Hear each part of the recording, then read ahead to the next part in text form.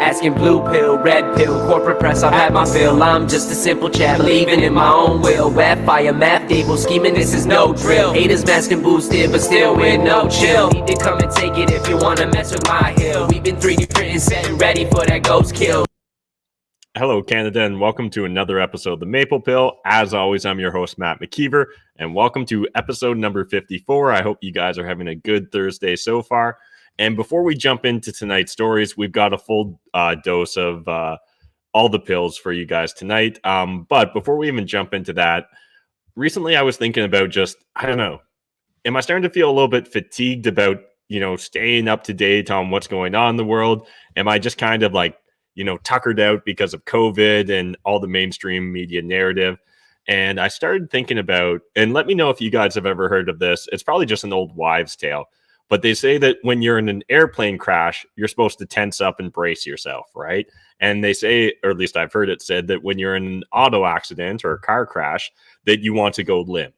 And I'm starting to think now that we're at the stage in society where it's probably going to start to be in our own best interest to start going a little limp in regards to essentially what I'm talking about, or what I'm trying to say is not taking everything too seriously, because it's so hard to tell whether we're coming or going when I look at the mainstream media's narrative. And we're definitely seeing a lot of talks about how crazy inflation's going to be. We're seeing all sorts of talks about potential food shortages, whether that's, just on a more international scale, or whether we actually start to experience that personally here in North America as well. We'll see how that all plays out.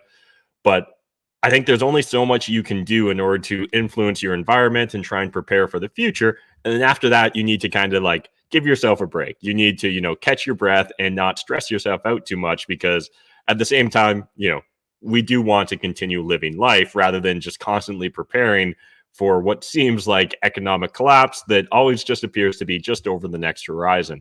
But anyways, love to hear your thoughts, your opinions as well. Let me know, is that actually true or false? The idea that you want to go limp in a car accident. Never been in a car accident. I hope to never actually need to know that, but let me know your guys' thoughts and opinions. And then finally, before we jump into the first blue pill stories of the day, just a reminder, today is March 31st. That means tomorrow's April 1st.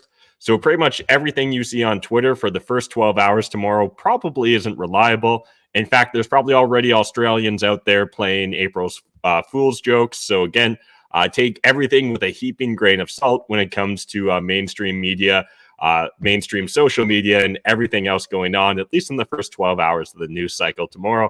And hopefully I won't get caught up in any hoaxes either. But let's jump into the first story of the day. And this could be taken in a lot of different perspectives, but I'm going to frame it as a blue pill story.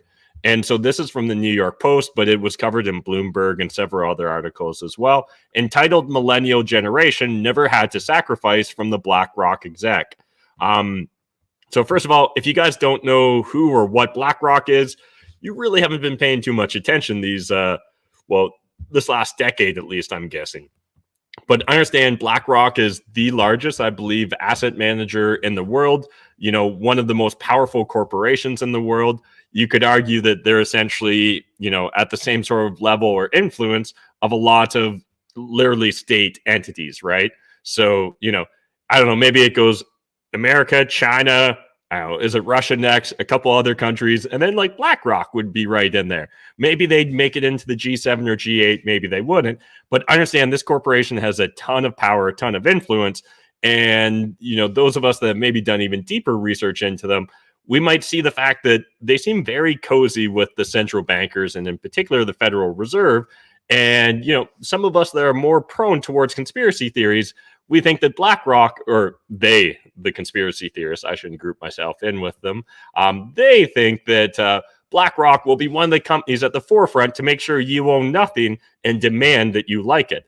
And so I thought it'd be worth highlighting this quote in regards to what the BlackRock exec actually said, and then I'll kind of get into why I think we actually need to pay attention to this. Inflation and high gas prices are forcing a generation of entitled young Americans to learn the pain of not being able to buy things at the store, the head of asset management giant BlackRock said. For the first time, this generation is going to go into a store and not be able to get what they want. BlackRock President Rob Capito told a conference in Austin, Texas on Tuesday. And we have a very entitled generation that has never had to sacrifice. And first of all, you might be thinking, this sounds rich for a company that essentially gets free money from the Federal Reserve to go buy shit and cause inflation and cause some of the price crunches that we're currently experiencing. Yeah, you're probably right if you think that. But the reason I think this is worth highlighting is understand this is one of the most powerful companies in the world. This executive is one of the most powerful executives in the world. And this is how they interpret, millennials and presumably the generations that are going to come after millennials as well. So whether they're right or wrong, understand when you control one of, if not the most powerful company in the world, it gives you a lot of influence, and you can not manifest reality, but you can definitely help direct or nudge reality into certain directions. You also can easily nudge a lot of politicians, a lot of central bankers, a lot of other powerful individuals in order to interpret reality the same way you do. So I think it's very important that we pay attention to what companies like BlackRock say, whether we like them or not. And again, I think this is a narrative we're going to continue to see rolled out in the coming days, weeks, months, and years. This idea that, you should just be thankful that you've at least got some bread and circuses and stop your bitching and complaining. Previous generations had it worse than you. That may or may not be true. But even if it is true, understand that's still not necessarily a great argument here, right? Well, why are things worse now? I thought you guys were at the helm, right? You elites, you technocrats, you CEOs of these multinational corporations that essentially get free money, I should say, from the Federal Reserve and other central banks. Again, when we kind of in Bitcoin circles, it's regularly referenced the Cantillon effect, right? And this is the idea that as the printing press goes burr, the closer you are to the printing press, the closer you are to the new money that enters the economy, the better off you're going to do, right? Because you get that new cheap money and you can spin it around, turn it into real assets, and make various investments and plays with your money. And as that money slowly filters down to the rest of society, it becomes less and less value because there's more and more dollars now chasing all the real goods, assets, and services. So just wanted to highlight that. But next from True North, not a joke. On April 1st, taxes on gasoline and alcohol increases. MPs get a raise. Now, we briefly covered this yesterday, but I just wanted to highlight because I hadn't seen anyone break down exactly how the carbon tax was expected to impact, the average price of gasoline. So this is from True North.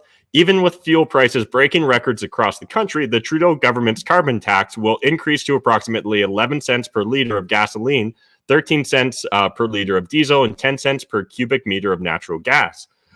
So again, understand that while this hurts when you're at the pump or it hurts when you're paying your natural gas bill, this actually spirals and spins off and impacts the rest of the economy as well, right?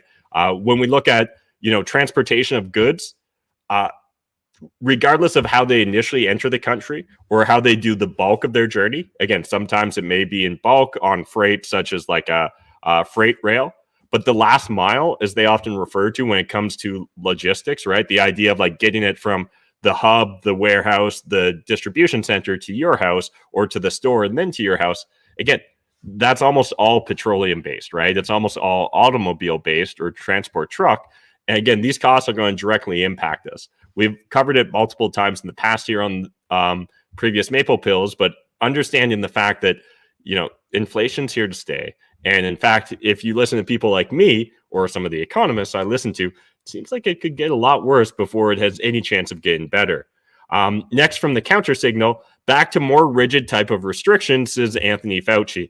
And again, now this is in reference to him talking about if a new variation comes out and we see hospitalizations increase, we'll have to go back to more rigid restrictions and everyone's going to have to be flexible. The only reason I highlight this is it constantly feels like the mainstream media, the administration, health officials, and politicians, they're constantly priming us that, hey, at a moment's notice, we could just sweep in and take away all your freedoms again. So one, you better enjoy it for now. And two, don't expect this to last very long. Next from the Globe and Mail, Biden ordering largest ever release from oil reserves to counter effects of Russia-Ukraine war.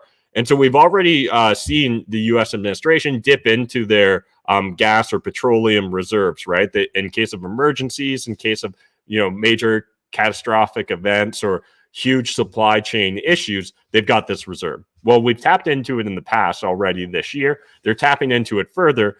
And none of this is going to really change the facts on the ground, right? This may relieve temporarily that pressure, but presumably it's also going to leave us more vulnerable to future disruptions, right? If we don't have this reserve. And again, it's not like we've magically solved the conflict that's going on in Ukraine with Russia right now. It's not like we've actually solved all the issues we've created with our supply chain through the last 2 years of lockdowns and just wacky policies. I don't know how else to refer to it as at this point.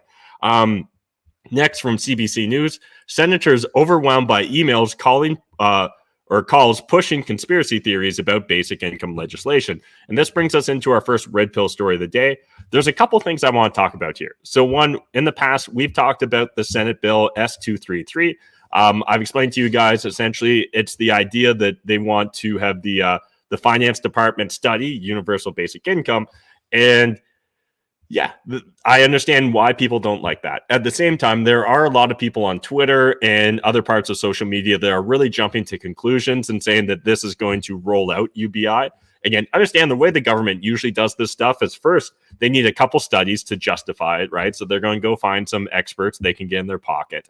They get those experts in their pocket. Then they get a couple studies out there that at least can give them some sort of ground cover, right? Or at least the appearance that they're justified in their decision, and then they eventually roll out the policies. A lot of people are just jumping to conclusions right now. The Senate, in and of itself, they can't actually force UBI on Canadians, but this is going to edge us closer to it. So, one, I don't think there's anything wrong with the fact that a lot of Canadians are writing to senators saying, hey, I don't want you to study UBI. At the same time, a lot of these letters, at least according to senators, and who knows, these senators are politicians, right? And they're appointed by politicians. So we should probably take it with a heaping grain of salt here.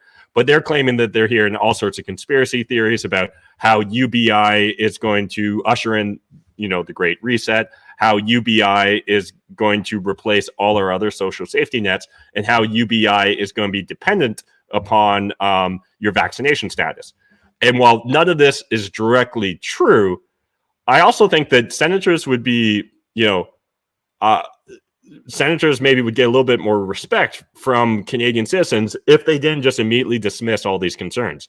Again, just because you're passing a bill that doesn't have this as part of, have the issues that I just mentioned as directly involved in this bill, we do understand that when UBI rolls out, and politicians have been forecasting this, right, or telegraphing their intentions for an extended period of time. And particularly as we're looking at a liberal NDP coalition here in Canada, it seems even more likely, right, that this is a high probability of occurring. And again, this study if the finance department does it, which is being encouraged by the Senate, if this does go through, I would be shocked if they came to any other conclusion, I guess, then maybe this is just me being too black-pilled, but I'd be shocked if they came to any other conclusion other than UBI good, government spend more money good.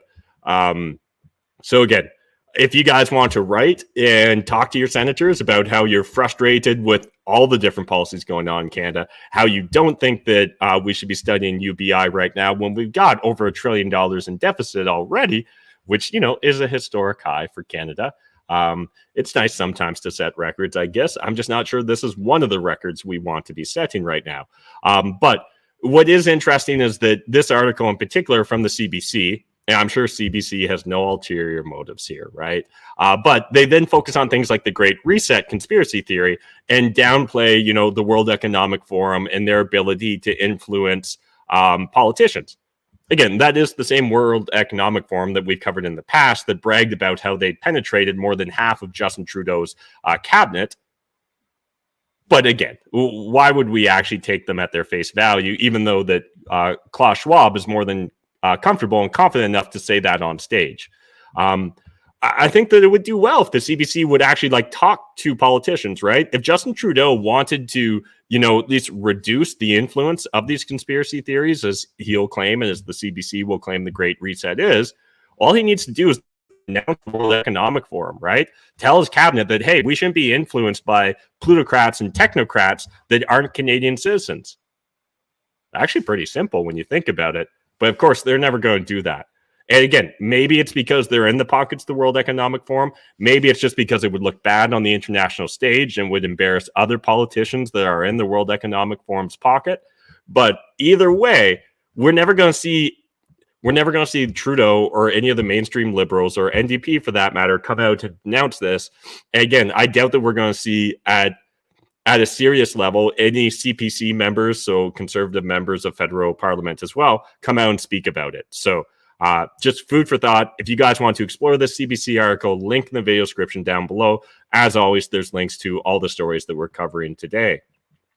Next, from the National Post, $290 million to host 5 soccer games. Walk away, Canada. Canada's World Cup fever could prove very costly if taxpayers let their guard down. The fact that we could even entertain wanting to participate in the World Cup and have it here hosted in Canada blows my mind, right? World Cup, the same World Cup that's like one of the most corrupted sports events in the world, right? The same World Cup where like literally you've got people dying to build the stadiums in Ecuador right now, right? Yeah, no, hard no. I don't want a penny of my tax dollars going towards participating in the World Cup. I honestly don't even understand international sports in general. Honestly, if I was dictator for a day in Canada, boom, other than defunding the CBC, I'd pull us out of the Olympics. I'd pull us out of every World Cup there is. I just don't see the reason why taxpayers should be funding it. Now, again, if you want to create it as a non-for-profit and have local citizens decide to donate, choose to donate their dollars towards it, awesome. But these arguments that it somehow helps the economy, that it somehow, we get a disproportionate benefit for participating in the World Cup, in the Olympics by hosting them and things of that nature, it's just bullshit, right? Like whenever we see this rolled out in other countries, we always see them go over budget. We always see that like a decade later, the resources they built, right? The centers, the different facilities are always underutilized. It's the same, it's literally the same thing happening over and over and over again. And yet, I don't know if they just think we're so stupid or we're so punch drunk off of sports that we don't give a shit. But hey, I'd rather not, especially when we're already, again, what was it? Oh yeah, over $1 trillion in debt here in Canada. I see no reason. And so the idea here is that Toronto would host 5 preliminary games, so not even like the top games, right? If the World Cup was to come to Canada, the United States, and Mexico as like I don't know why the three of us would team up for it, but I guess, hey, NAFTA and things like that, we're going to team up and host the World Cup. But $90 million would come from the city of Toronto, and the rest would come from other levels of government. So the province, presumably, as well as the federal government. No, the federal government's got no money. The Ontario province has got no money. I don't personally look deep into Toronto's finances, but I'm willing to bet they've got no money. So this should just be a hard no. Let's literally find some other boondoggle to throw $300 million at. Next, from BlackRock's reporter, censorship panel appointed. So this is something we've been covering for a while here now. The Heritage Minister, Pablo Rodriguez, yesterday appointed a panel of experts, mainly professors, for advice on regulating the internet in Canada. Cabinet has proposed hiring a federal censor to block legal online content deemed hurtful. That's literally where we're at as a society right now here in Canada, is if you hurt someone's feelings, well, yeah, you should be censored. You should be blocked. Maybe you should even just be kicked off the internet or imprisoned. I didn't have time to fit into today's show, but recently there was a case that was just settled in the UK, I believe it was, in Britain, where someone made fun of an army vet that died of COVID, right? This guy raised $32 million doing 100 laps around his garden at the age of 100. Sounds like a stand-up individual. I think Major Tom or something like that, or Captain Tom, maybe his nickname was. But essentially, someone tweeted when he died, burn in hell or something to that effect. Well, he literally had to go to court and fight to decide whether he'd end up in jail for that tweet or just get community service. He ended up with 150 hours of community service, and he's on probation for 18 months. That tweet was up for 20 minutes. Understand that we're staring down the barrel of a very similar set of circumstances, rules, and regulations here in Canada if we don't smarten up quick. And so again, these appointed panelists are all from the cathedral, right? As Michael Malice would refer to it. They're all from the administration. They're all from the elite institutions here in Canada, or universities and colleges. And we'll get a little bit deeper into who's on that list in a second. But here's a direct quote. We are all open to all ideas, Rodriguez yesterday told reporters. The only thing we want is to do the right thing, is to make it right, is to make it happen.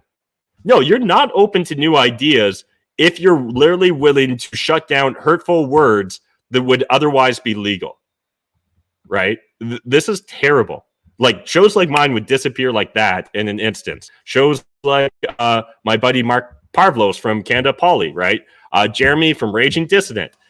Comedians that say hurtful things, right? Like, understand, under this, Will Smith could probably have just charged Chris Tucker for hurting Jada Pinkett's feelings because she's bald. That's where we're at. Like, we're going to lose comedy here in Canada. And these are starting to add up to be more than paper cuts at this point in time. They're going to very soon just start taking limbs off of us. It's no longer going to be paper cuts. And going a little bit deeper down this rabbit hole, Trudeau Liberals' expert advisory group on line safety includes known misinformation spreader Bernie Farber. So yeah, it gets better. Literally, Bernie Farber is on this panel. You guys may or may not remember Bernie Farber because we covered him in the past during the Freedom Trucker Convoy when he spread misinformation. When he came on the CBC as an expert and explained how all these truckers were racist, misogynist, and particularly anti-Semitic. Because he saw one of his friends claimed he saw a flyer that was being handed out at the Freedom Trucker Convoy that was anti-Semitic. But it turns out that that was actually just a photo taken from someone else that got handed it to them in Florida. And so, without getting too deep into Marxism and critical race theory and all this bullshit that we regularly, unfortunately, have to explore on this channel as we talk about geopolitical issues here in Canada, understand that a lot of these individuals that push these narratives, that push fake news, that don't give a shit about whether they're telling the truth or not, they believe that it's morally correct. It doesn't need to be factually correct, right? As long as it's morally or ethically correct, they can justify their actions. And it's hard for me to not think that Bernie Farber is cut from the same ilk, right? He's cut from the same cloth as these individuals. So again, if you like, this is the exact flyer that we covered originally, and we were covering this when it was just on Twitter, right? So it had just broken on Twitter, but he had already been pulled into the CBC. CBC had already got a couple of headlines where they were, essentially gushing about how anti-Semitic the Freedom Trucker protesters were and using him as an expert. And he works for it's antihate.org, I think, here in Canada, right? Again, this is a government-funded institution. At this point in time, literally the government just takes money from us to give to other people to tell us how terrible we are, to demand we pay more money so that they can yell at us more and restrict our freedoms further. That's literally the perpetual wheel or perpetual motion system we seem to be on here in Canada. But here's a full list of the individuals. Again, we've got Bernie Farber, chair of Canada Anti-Hate Network. And then we've got Chance Parsons, community activist and youth engagement specialist. And then what we've got is a bunch of professors here. I think almost all the rest are professors or previously had been professors. Why do these professors and elites get to decide what we're able to say as free-speaking Canadians, right? I thought that's what we hired politicians for. Like, there's so many degrees of separation here that every politician's just going to claim they weren't participating in this. And when these restrictions eventually roll out, and they almost certainly will eventually roll out, particularly now that the NDP and the Liberals have decided to form this coalition that doesn't fully count as a coalition. So technically the NDP gets to pretend to still be the opposition so they can be on committees and make judgments towards whether, if anything, the Liberals do are offside. Like, this stuff drives me crazy. So again, I think we're very close to the stage and the collapse of our society where we can just go limp and hope that we don't die in the car wreckage that is Canadian society. But from the Toronto Star, lawyers fear slippery slope after identity of Newfoundland man facing sex charges shielded. So essentially, high level here. I forgot that there was a paywall and I forgot to put it into my paywall software. But essentially, what the deal is here is there's a lawyer who's charged of, I think, 4 different counts of sexual assault. And the judge decided to keep his identity private during the prosecution. And the justification, if I understood the article correctly, is that, hey, if he decides to appeal it, if we put his name out there in public, he'll be crucified by, the court of public opinion. Maybe that seems logical and reasonable on the surface, but understand that almost no other Canadian would get this benefit of the doubt, right? So it's hard for me to not think that there's something to do with the fact that this is a lawyer involved in this case rather than just Joe Blow public, right? So again, link to the Toronto Star article if you guys want to check it out. And reminder, you can always use 12-foot, right? 12foot.io is what we often use to jump over those 10-foot paywalls. Next from MSN, we all failed the challenge posed by COVID-19 pandemic. I believe this was an opinion piece in the National Post. And honestly, there's a lot of garbage here. I encourage you guys to read it cover to cover if you want. But what I really want to highlight at the problem, or what the problem is here, what I want to highlight at the bottom of the story is essentially how this individual frames it as we all failed. And we all failed because we weren't willing to sacrifice enough. Their argument here is that essentially we're too focused on our personal freedoms, that we want the conveniences of not having to wear a mask, that we want the conveniences of being able to have free speech and protest our government, that we want the freedoms of not having to lock down in our houses for as long as, an arbitrary hospital administrator or politically appointed health official decides it, right? Again, we never voted for these individuals, but they deserve to be our tin pot dictators for as long as they're able to spread fear. So as long as we live in fear, we should just obey. Or at least that's the summary I took away from this article. I encourage you guys, go read it because it is important to understand where the other side's coming from so that we can kind of understand how batshit crazy they are. At this point in time, I just don't know what would be enough for these people unless we literally just shut up, live in pods for the rest of our lives and never interact with another human being, all on the altar of perceived safety rather than focused on, actually living our lives. Next from BlackRock's reporter, and this is going to bring me into our first Black Pill story of the day, CBC News, Google ethnicity. So we covered this story in the past, but previously we didn't know all the details around this story. And so previously we had talked about on the Maple Pill how the CBC wanted to know, the racial makeup of any guests that come on so that they can make sure that they're adequately displaying the right mix of Canada's mosaic of personalities and races and ethnicities. But understand, this is actually how they're rolling it out. The CBC, in an internal memo, asked that producers use Google and other public data sources to determine ethnicity of invited guests and interview subjects. The point was to ensure news programs better reflect the diversity of Canadian communities. Was the guest speaking specifically about a topic related to their ethnicity? Said the news department questionnaire. Is the character an appointed figure, i.e. a politician? The questionnaire called Guest Sourcing Survey was released through Access to Information. The document said producers were to rely on public information like internet searches rather than quiz each guest and interview subject on their ethnic background. So essentially here, what this actually boils down to is a CBC producer or segment host having to Google their guests in advance and guess what ethnic makeup they are. Is this person black enough to come on the CBC? I don't know. I feel like we need more random black faces on the CBC rather than just focus on getting the best experts or the individuals actually impacted by individual stories. Again, this is identity politics at its worst, but this is coming to a CBC near you, and eventually we're going to see this rolled across, like as environmental, social good scores roll out and things of that nature.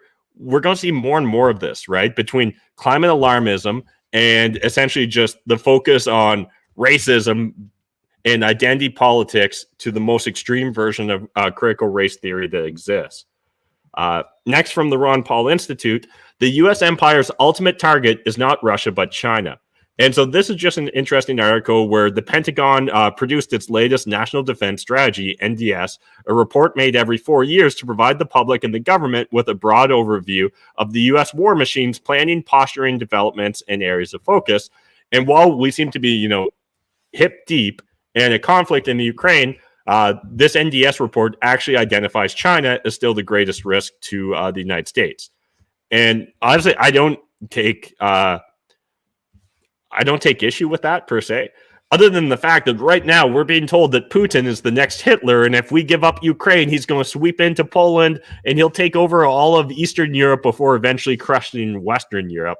Or at least that's what it's made out to be, right? And again, I understand that literally right now in two states in Germany, you can't use the letter Z as a symbol because, it's associated with Russia.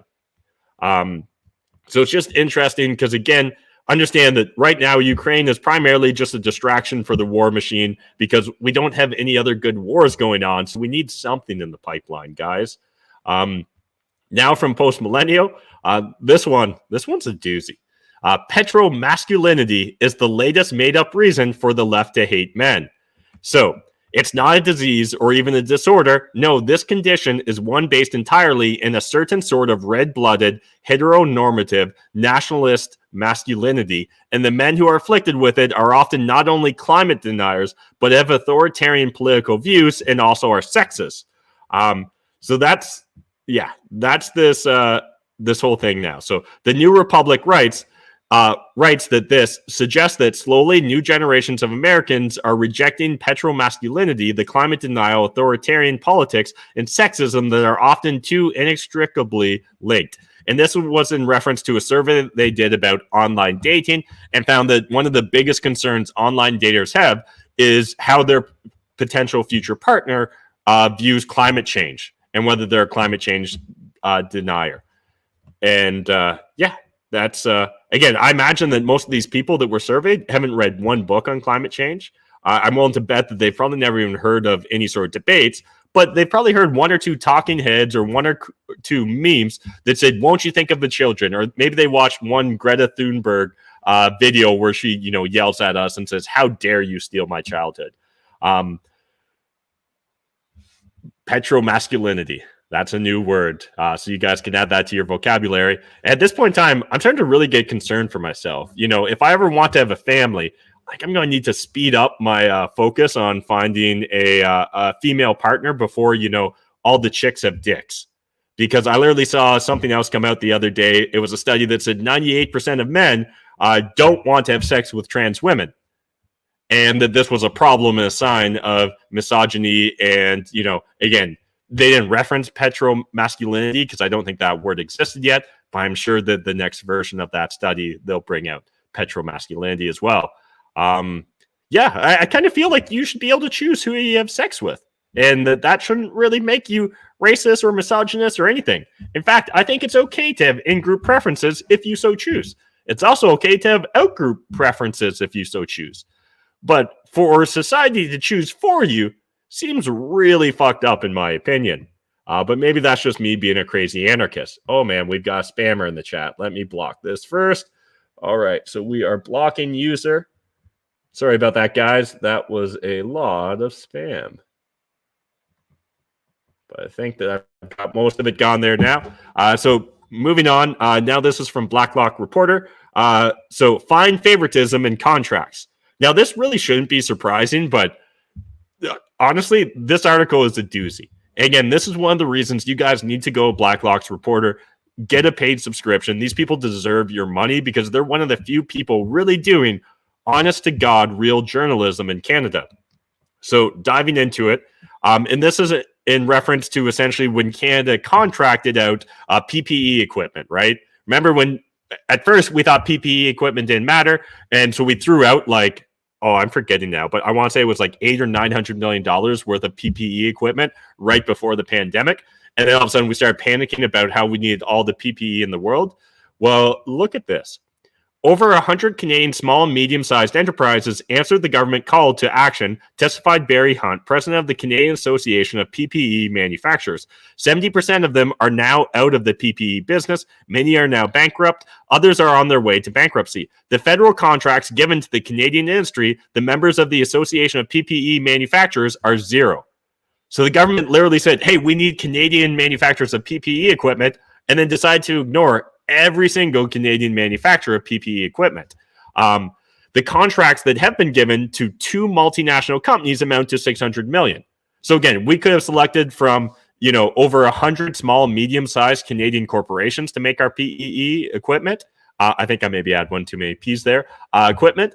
But instead, we decided to just go with two multinational corporations, one being AMD Medicon and the other being 3M. I used to be a shareholder of 3M. I think they're an interesting company. But when we've literally got Canadian companies here that make PPE, why would we give the contract to just two multinational corporations? Worth asking. Cabinet in 2020 awarded Montreal-headquartered multinational AMD Medicom, Inc. a $381.7 million contract to supply masks for the next 10 years, though it did not have a Canadian factory at the time. So Medicom subsequently built a factory in Quebec with $4 million provincial loan. So again, they literally couldn't build PPE equipment, so we loaned them $4 million on top of the guaranteed $381 million that we gave them in contracts for the next 10 years. Meanwhile, we overlooked over 100 Canadian companies that already made PPE.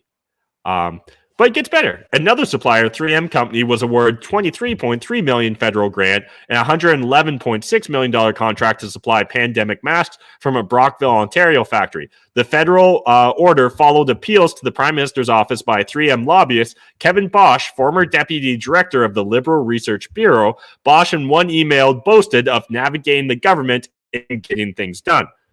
Now, again, that could be, an inconsequential email, or it could be alluding to, hey, you know what? I came up through the liberal system. My liberal buddies will pay me back. If you guys want to go deep, again, encourage you, read this cover to cover, get that BlackRock's Reporter subscription. Next, jumping over, and this is going to bring us into our first clown pill story of the day, and sadly, our only clown pill story of the day. But what we're going to be looking at here is Ryan Imgrund. So I'm not sure if you guys came across Ryan Imgrund, but for a long time, he was a darling of mainstream media, coming on, giving his opinion because, he self-identifies as a biostatistician and gave daily COVID analysis. And literally he's built a website, and his entire grift or graft now seems to be focused around, being a COVID expert. And so he constantly needs to be spreading panic and fear amongst his followers. His account used to be public, but for some reason, he recently turned it private. And I can't help but wonder if maybe it's got to do with tweets like this. So burn the school down or cancel the whole school maskless assembly on Friday. Tough call.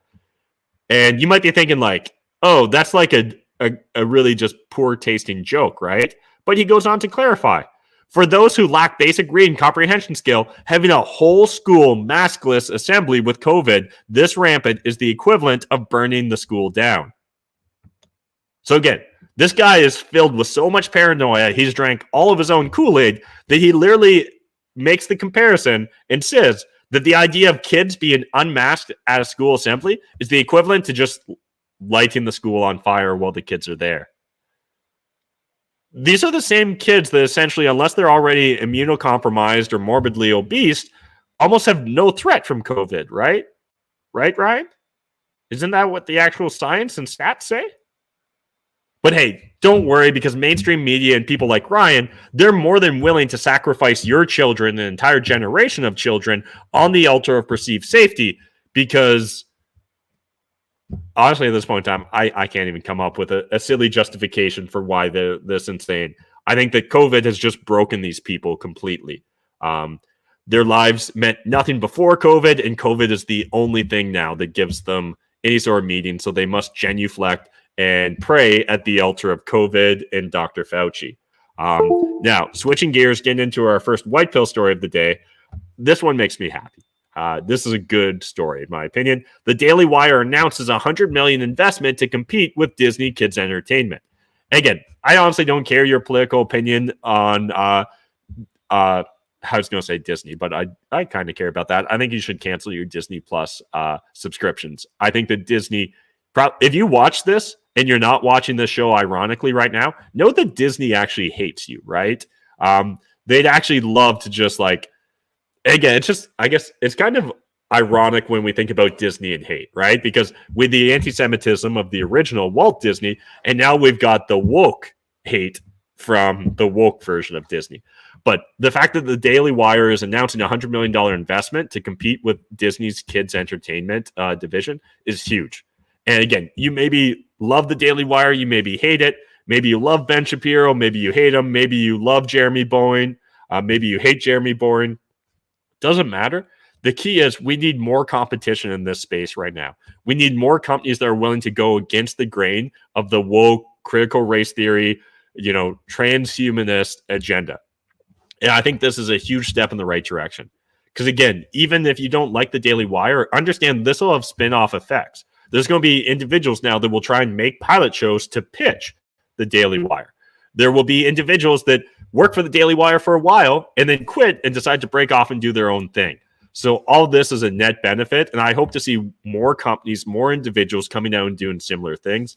One of the things I'd love to do in the near future, once I finish getting the pilot for the adult cartoon show I want to do done, is look at doing some sort of children's entertainment, probably a pilot or a mini series focused on Bitcoin and economic education, right? I think back to, and I need to rewatch it to hopefully it holds up. But I remember, I think it was DuckTales, right? DuckTales is with Uncle Scrooge and the three nephews, right? Or whatever that was. If I remember correctly, I think there's an episode where they get this machine that prints money. It literally just magically copies money or prints money or something to that effect. And they actually realize or experience the unintended consequences from something like that, right? It probably wasn't a perfect economic lesson, but I remember it as at least being mildly an economic lesson. We need more stuff like that, and we need better versions of that. And we need to be fighting woke culture with our own culture. It's not just enough to tear down their culture or make fun of it. We need to actually be focused on building our own things as well. So that's why I consider this to be a huge white pill.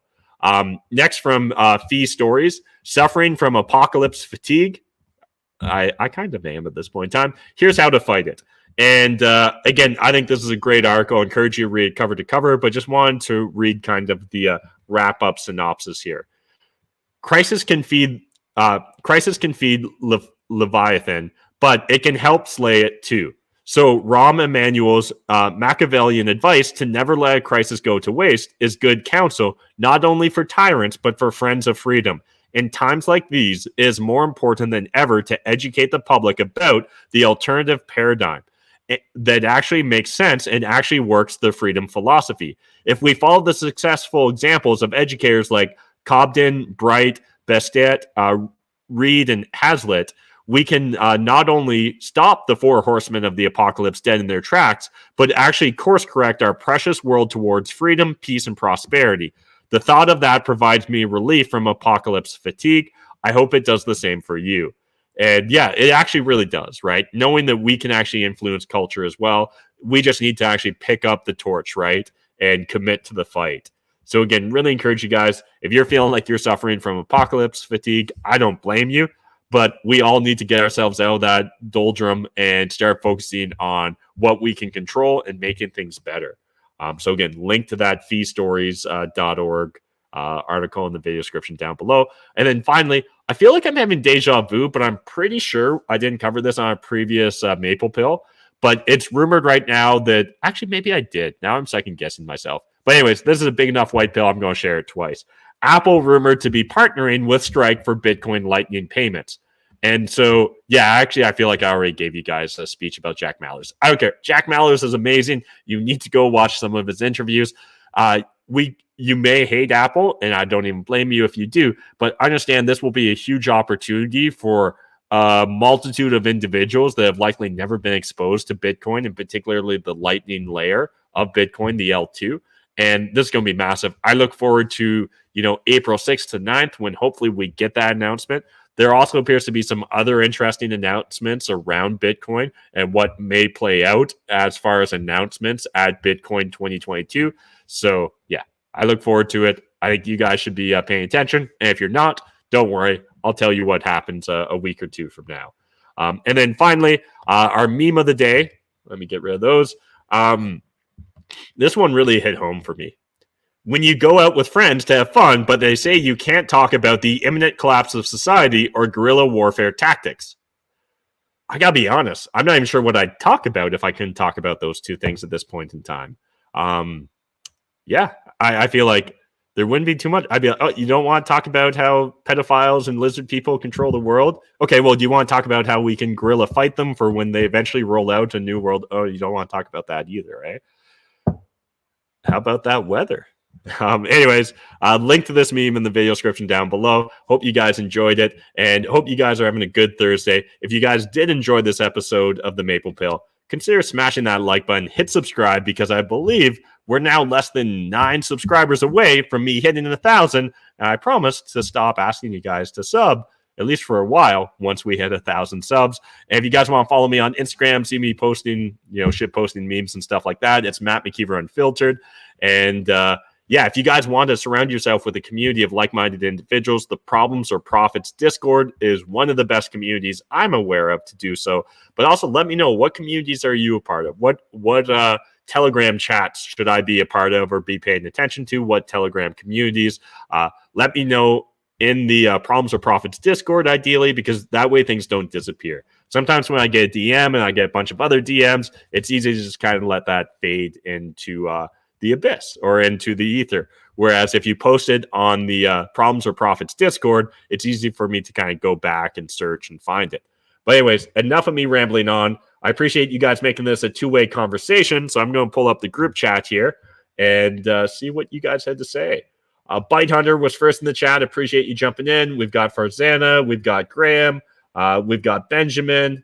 Benjamin says, thanks for the reminder of April Fools. Wasn't on my radar. Yeah, again, it seems like there's enough going on in the world that we shouldn't have to worry about April Fools, but I assume a few people are going to get got in that regards.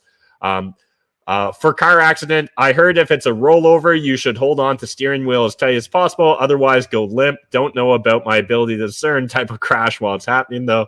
Yeah, it's probably a good point. But even if it is an old wives' tale, I think that it could. I just realized that's probably misogynist of me to say. We're probably a few years away from having old wives' tale being a cancelable word or phrase. But for as long as I'm allowed to use it without being canceled, I'm gonna.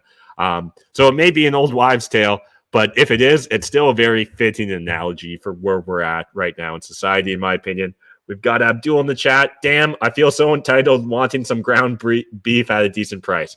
Absolutely. You need to check your privilege, Abdul. Check out where you are on the hierarchy of victimhood. But I'm afraid, as a male, you're already not going to be doing that great unless you identify as transgender or something like that. Terry says, most days I would love to walk on stage and slap Trudeau just like Smith did to Rock. Surprised nobody has yet. And yeah, like jokingly, yes, it's funny. At the same time, I don't think that anything like that would ever serve us well, right? So I definitely would never encourage someone to actually like physically assault Justin Trudeau or any politician for that matter, regardless of how much they may deserve it. I'm trying to think. Usually in Canada, we're so benign, to be honest, right? Wasn't there that story of like, was it Jean Chrétien where someone broke in and they had like a plastic knife and fork and he literally didn't involve him hitting them with their shoe or he locked himself in his bedroom? Anyways, we're a very docile, peaceful, loving group of people. And I think that overall serves us well. But at the same time, we need to get better at activism, right? Speaking out, creating common awareness amongst ourselves that, hey, I'm not okay with this. You're not okay with this. It turns out there's a lot of us not okay with this. So we need to speak out. We got the Hungarian experiment in the chat. Stacking sats so I can actually do things in the next 2 years.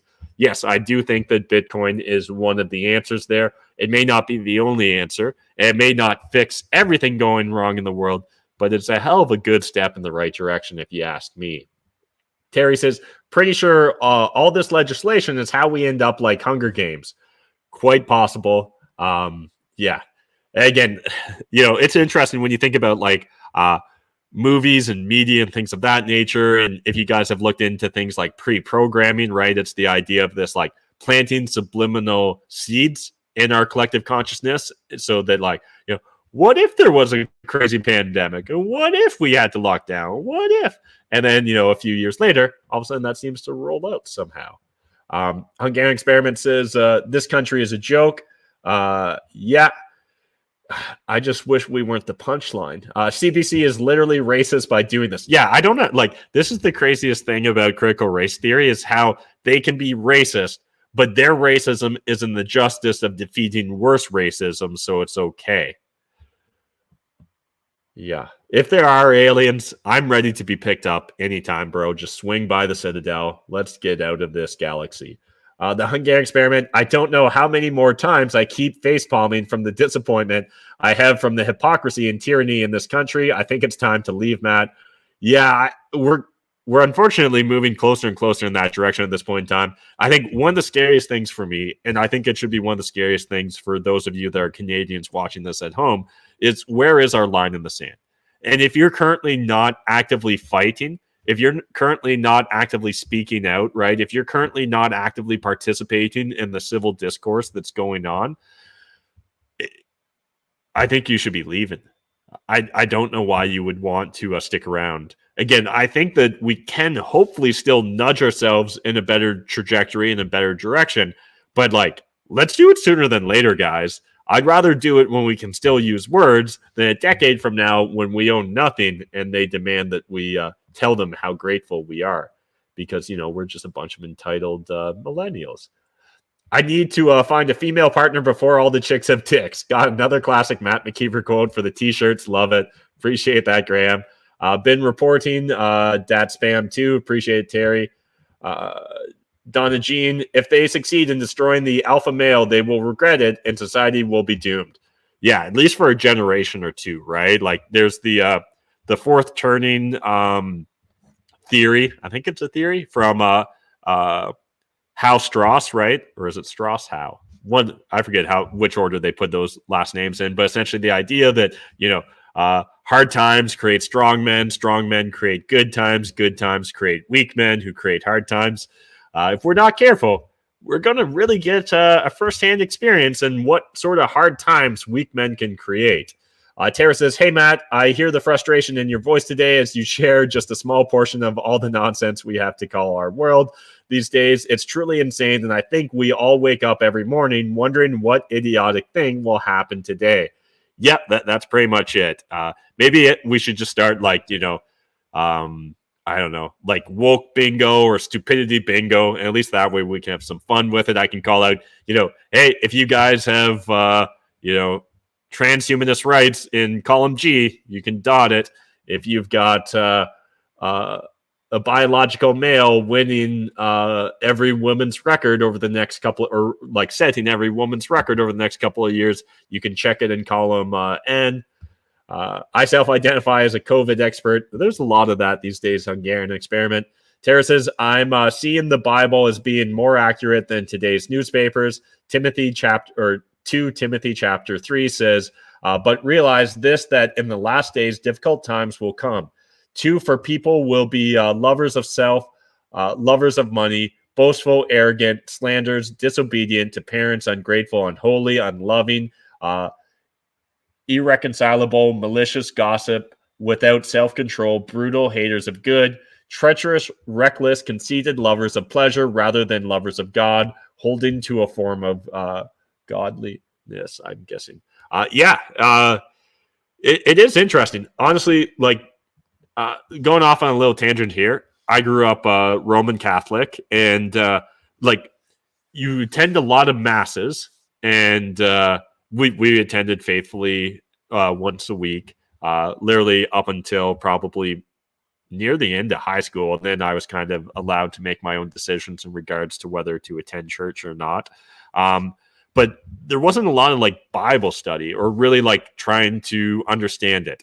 And these days, when I kind of approach it now, it's not necessarily from a very theist perspective, but certainly I do find a lot of wisdom in those books. And when I think towards things like the fourth turning, towards some of these theories of like, you know, good times, hard times, all that stuff, I can't help but feel like, man, we already knew this, like, or those of us that have ever heard the quote, you know, history repeats itself, or history doesn't repeat itself, but it rhymes.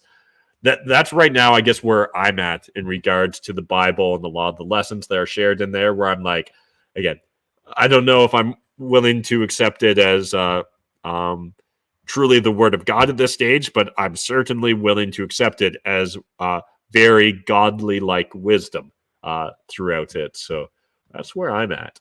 Bite Hunter, I'm tired of Disney sexualizing minors. I hope the Daily Wire is successful with a more wholesome entertainment industry for children.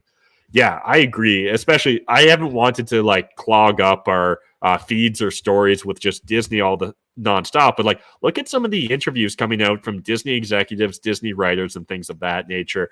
And I don't know, if you don't find it troubling, we definitely have different worldviews. Doomer optimism for the win. Yeah, I agree, Graham. Bill, hey, what's up? Bruce, where is a good place to learn about Bitcoin? Great question, Bruce. If you go into the Problems for Profits Discord, there's a bunch of different resources I've shared there. I will put together eventually a video that just really breaks it down. But in the meantime, if you just want to like get into some basic, how do I get involved in Bitcoin but not have the government realize what I'm really doing, I would encourage you to go to the Maple Pill Clips channel. That's on YouTube, and you'll find that there's a clip there that's like 5 minutes long, me talking about Bitcoin and privacy, or if you just Google like Matt McKeever, Bitcoin privacy, hopefully it comes up in your search. And then otherwise, if you want a little bit of a deeper dive into just like what is Bitcoin and you want to kind of approach it from a very entry-level perspective, I'd encourage you to check out SOS BTC. So that was a free conference online I did last year, where I think it's literally about 2 hours, maybe an hour and 3/4. And it's just me kind of sharing it. We did some skits and some other things too, just to, mix it up a bit. But I will be doing a second version at some point this year. And in that second version of this conference, I haven't really thought about whether I'll do the skits or not. So you guys let me know whether you want to see more skits. But I'll be focused more on privacy and really like how to start acting like your own personal bank.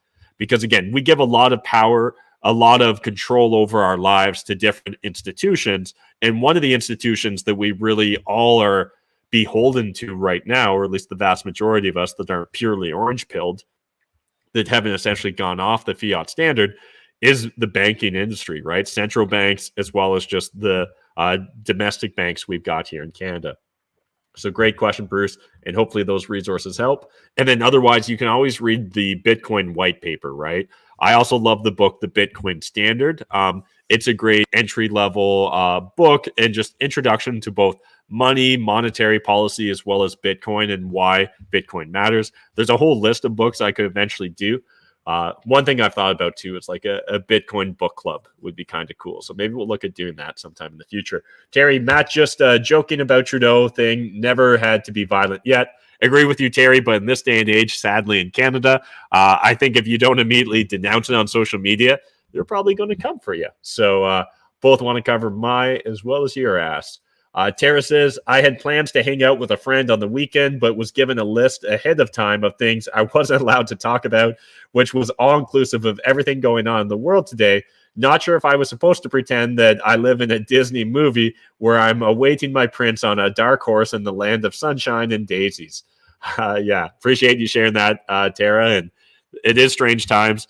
And again, I get why some people don't want to talk about politics all the time, why they don't want to go down this like sort of doomer optimism, as Graham was referring to it as, but also just being completely ignorant of it. There's a balance there, right? I probably am capable of talking about other things. You can wind me up and get me talking about Bitcoin or NFTs otherwise, but this idea of small talk is something that I've just never been good at or interested in. And as I grow older, I just become more and more confident in my decision that small talk is important. There's a good saying that I'm going to butcher here, but essentially the idea that like small minds talk about people and big minds talk about ideas. And that's really where I'm at. I want to explore ideas, historical themes, things of that nature, rather than talking about what someone. Did you see what so-and-so wore? Oh my God, did you see Will Smith slap Chris Rock, right? Do you think it was staged? Do you think it wasn't staged? Again, it can be fun to explore that for a moment in time, but to have our entire lives be focused around gossip feels like such a empty existence compared to what is available to us. And the idea of exploring ideas is something that I actually find fascinating. I'm the sort of person that I'll literally, whether it's on a mushroom trip or just by myself without the help of mushroom guidance, I'm more than happy to literally just like blindfold myself and think about an idea for an hour or two and really explore it, go into my own depths of my mind and really just try and get to the bottom of life, the universe, and everything. Now, I haven't got very far yet, but I feel like there's a lot to cover in that ground. So anyways, enough of me rambling on. Hope you guys enjoyed tonight's show. If you did, smash that like button, hit subscribe, all that good stuff. We'll be back tomorrow, same time, same place, 7 p.m. Eastern Standard Time for another episode of Maple Pill. I appreciate you guys, and just know you're not alone out there. There's a lot more thought criminals like myself, as well as other fellow viewers of this show. All right, see you guys tomorrow.